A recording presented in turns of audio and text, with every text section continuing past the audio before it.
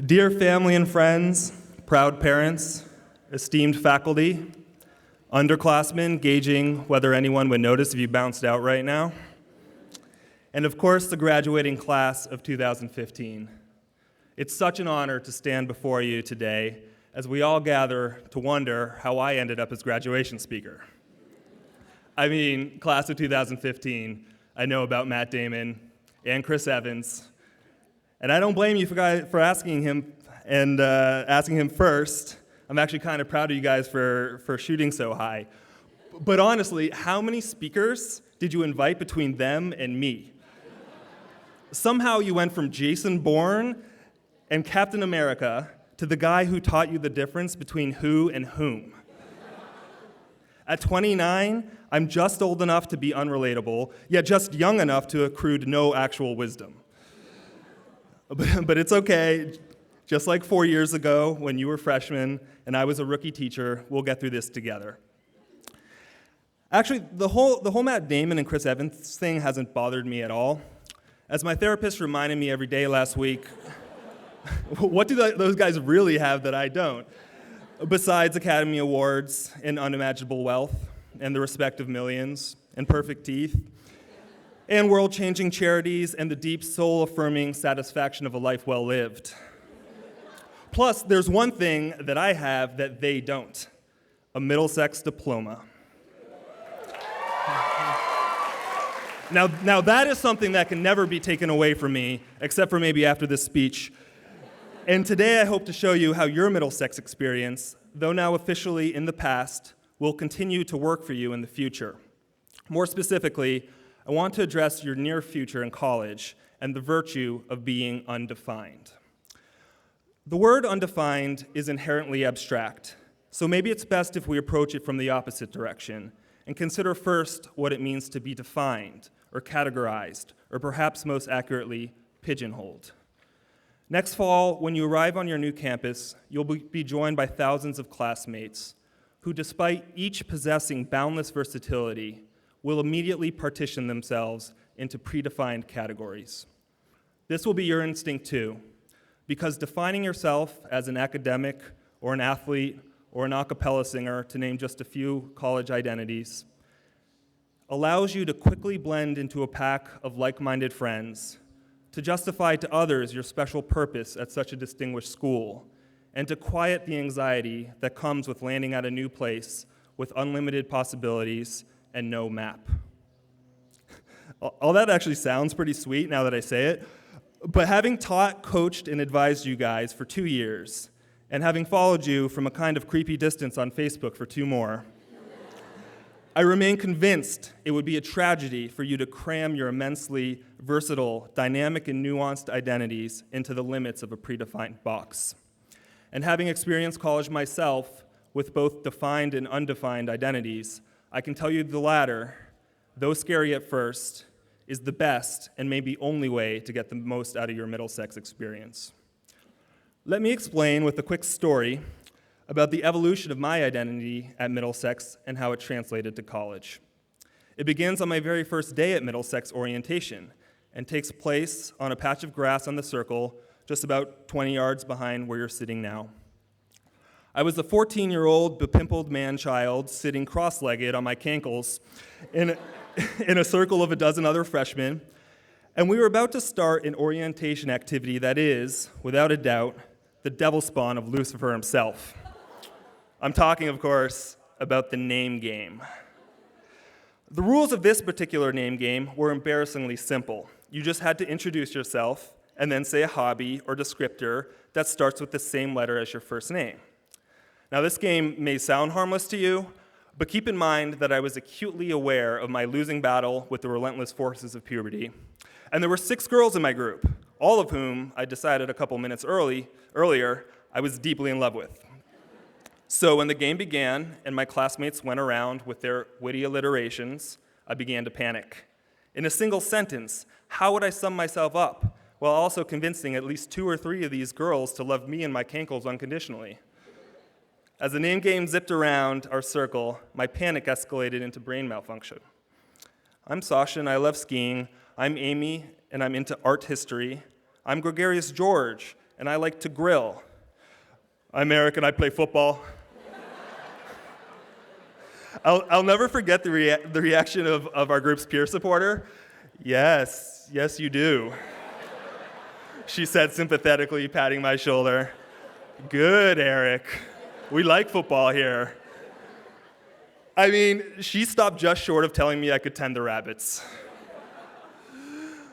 Looking back, I'm not surprised my malfunctioning brain went right to football. Being an athlete was how I defined myself. It was my special skill, my default setting I relied on to smother my doubts and fears. And as is the danger when you narrowly define yourself, this identity soon infiltrated all aspects of my life, leaving little room for personal growth. In preparing for this speech, I went to my parents' house and dusted off my old computer to poke around its files and see what it might reveal about my teenage psyche. Now, if there's one piece of advice I want you to remember today, it's to never do this. There's a 0% chance you'll be pleasantly surprised. But anyway, on this computer, I found something that was even more appalling than my internet history. The first essay I ever wrote for Middlesex. It was for music class, actually, and the assignment was to simply take a song and analyze it in 5 pages. Of course, with the big football game against St. Sebastian's coming up that weekend, I had little interest in this paper, so in a single free block, I somehow puked up an essay that examined the lyrics of the Beatles' Hey Jude. And that is how you come up with nuggets of brilliance like the following excerpt. John Hirsch, please cover your ears. As we move to the second half of this song, we can hear Paul McCartney's genius usage of repetition to hammer home his peppy state of mind. Quote, na na na na na na na na na na na na. Skipping a few lines, na na na na na na na. The school, of course, was having none of this. And it immediately went to work doing what I now know, having sat in on those mysterious Thursday morning faculty meetings, is Middlesex's primary and carefully executed mission: to eliminate single-mindedness and to mine each student for unfound talents and depths of character. They were sneaky about it, too. Alex Benet got me hooked on Latin by explaining how the language had over 30 unique words for the verb to kill, suggesting that if I stick with it, I'll collect them all like they were Pokemon cards or something. Mandatory Wednesday chapels, meanwhile, weren't just 30 minutes to cram for my words quiz, but a chance to absorb wisdom from seniors who were very different than myself. Then, Tom Kane got me interested in acting by assigning me a green room scene that had not one, but 2 kisses. And not only that, my partner was required to act like I was good at it. Over my 4 years here, I've adopted so many identities, big and small. I was a tour guide and a proctor, and a day student, and a casino night date, and a dished casino night date, and a ping pong player, and an advisee, and an anvil writer, and yes, a football player too. I was far from a finished product at my own Middlesex graduation, but I was armed with a precious gift, an expansive comfort zone that was the direct result of the school so frequently pushing me outside my old comfort zone. Then I went to college, and I immediately began to squander this gift. I saw all my new classmates, all with such specialized talent, all with such direction and purpose, and I didn't have the courage to remain undefined. Instead, I reverted back to my default identity and buried myself completely into Harvard football. I wore Harvard football t-shirts to parties, and I spent lectures reviewing my playbook. I spent my days roaming campus in a herd of burly teammates, stopping frequently at the dining hall to graze on chicken patties and chocolate milk. Then, during a cold and muddy game against Northeastern, the ligaments in my right knee, along with my entire football career, blew out. For months after that, I remember sitting in bed each morning with intentions of starting anew, but after dangling my feet over the side of the bed and feeling that strange disconnection between my right femur and tibia, that emptiness inside me, I'd swing my legs back up onto my bed and lie down, where I'd stay most of the day. What was I supposed to do now? How was I supposed to reconcile my identity? I was Eric, and I played football, but not anymore.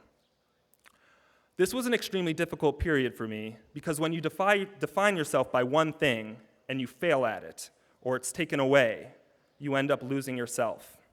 You lack the perspective and maturity to understand that your value, your identity, is comprised of myriad attributes, and that most importantly, the depth of your character will not only keep you afloat, but moving forward. I eventually discovered that living undefined means living with a rare and valuable kind of freedom. No longer having to adhere to a predefined lifestyle or group mentality, I began taking more risks, exploring curiosities rather than leaning on familiarities. I maintained my football friendships, but began meeting all types of talented and diverse classmates, a joy that I realized was also my favorite part about Middlesex. I started taking more adventurous classes, changing my major from economics to archaeology because I knew I was good at playing in the dirt. And most importantly, I began to follow up on some skills and passions that I developed during my multi-dimensional days at Middlesex, but had been lying dormant ever since.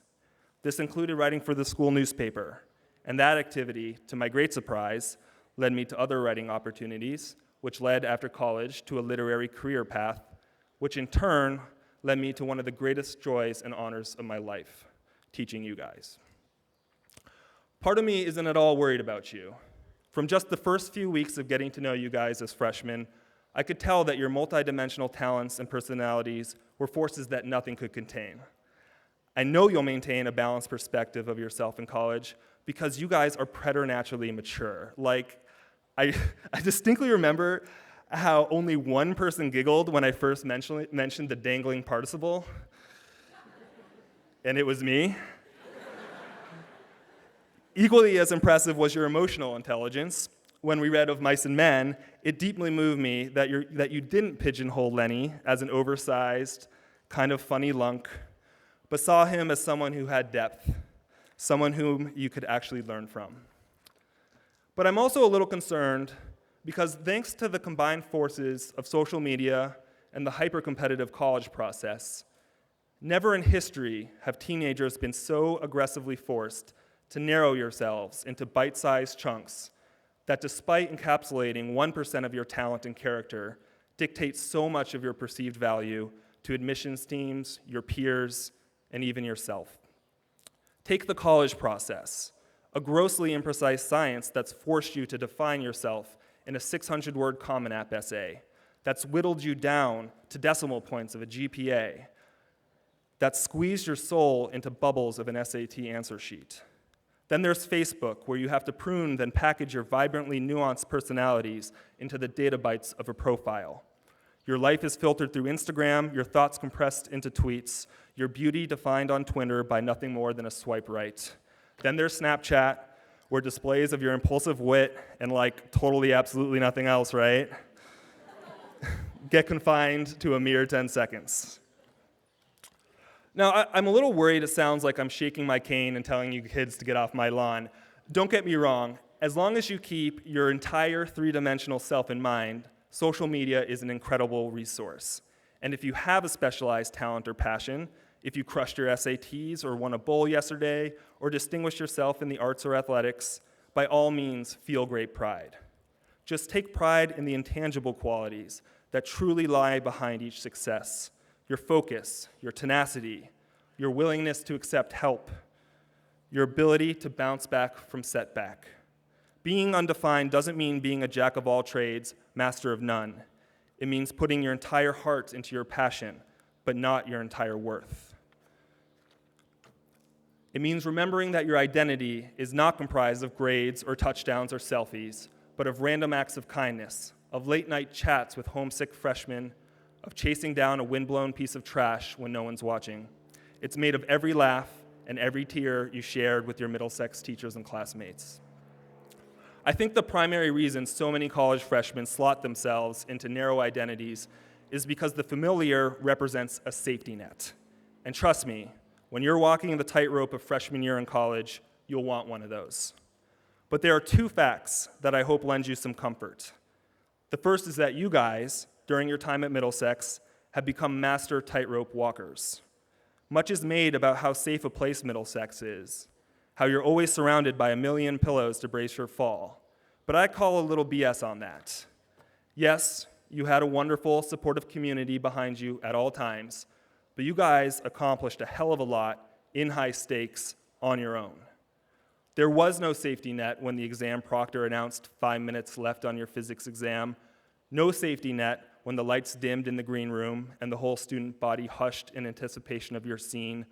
No safety net at 10:14 p.m. when you were a minute away from check-in and way more than a minute away from your dorm.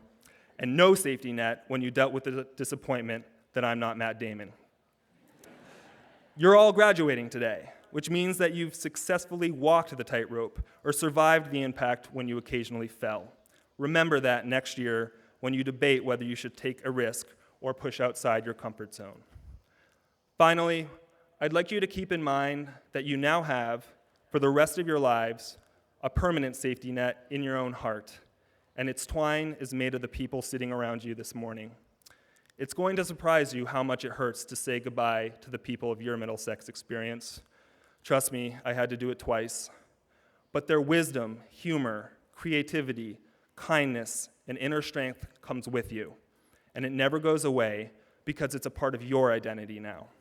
The twine of your safety net is as much a part of you as your DNA, a tightly woven double helix of your biological family and your Middlesex family.